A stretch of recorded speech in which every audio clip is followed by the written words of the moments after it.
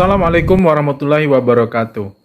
Menyambung penjelasan saya terdahulu terkait dengan vonis pidana mati yang dapat dijatuhkan terhadap terdakwa kasus pembunuhan Joshua.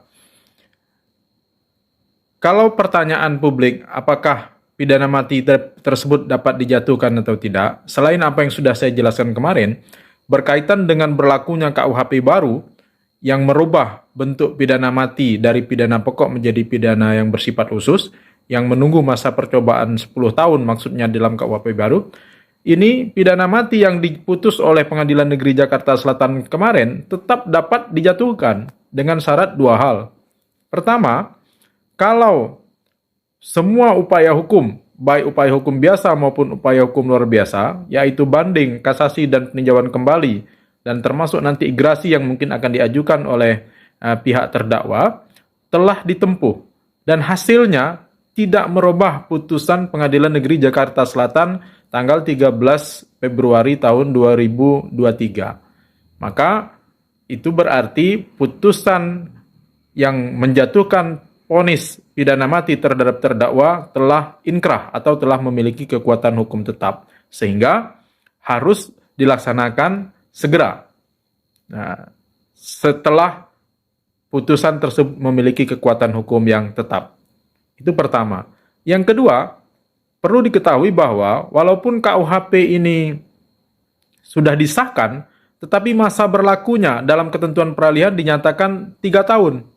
Jadi KUHP yang baru ini tidak serta-merta berlaku walaupun telah disahkan. Dia baru akan diberlakukan dan berlaku mulai 1 Januari tahun 2026. Nah, kalau putusan terhadap proses Pengadilan Negeri Jakarta Selatan ini, upaya-upaya hukumnya, baik itu upaya hukum biasa maupun upaya hukum luar biasa, ditempuh tidak selesai sampai 2026, nah, maka bisa jadi akan diberlakukan ketentuan apa yang saya sebutkan kemarin adalah ketentuan sebagaimana dalam pasal 3 KUHP baru, yaitu dalam hal terjadi peralihan undang-undang, maka dapat diberlakukan ketentuan yang paling menguntungkan.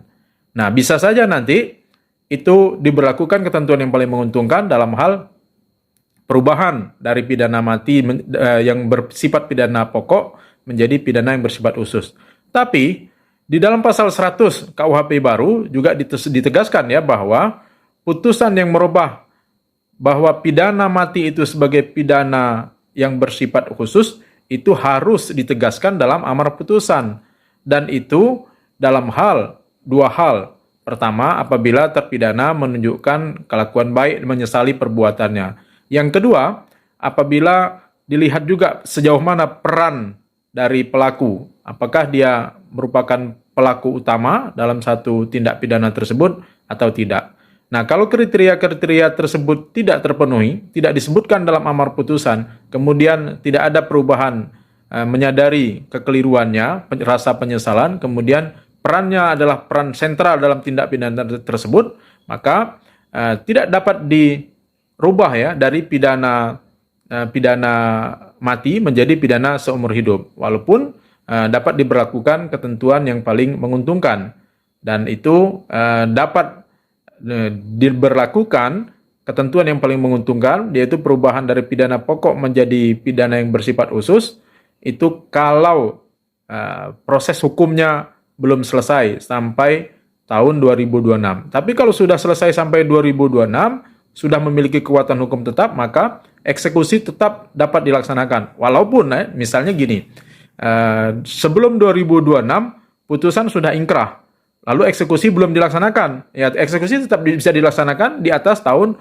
2026. Nah, karena sudah memiliki kekuatan hukum tetap. Dan tidak ada lagi upaya hukum yang lain, misalnya peninjauan kembali sudah ditempuh, kemudian gerasi terakhir mungkin misalnya sudah diajukan dan hasilnya tetap sama dengan putusan vonis mati pada Pengadilan Negeri Jakarta Selatan kemarin, ya maka pidana mati tetap dapat dijatuhkan. Tetapi ya sekali lagi saya perlu mengingatkan bahwa prosesnya memang masih panjang ya, karena masih ada upaya hukum banding, ada upaya hukum kasasi, dan nanti ada peninjauan kembali, dan nanti biasanya juga diberi kesempatan untuk mengajukan gerasi. Demikian, wassalamualaikum warahmatullahi wabarakatuh.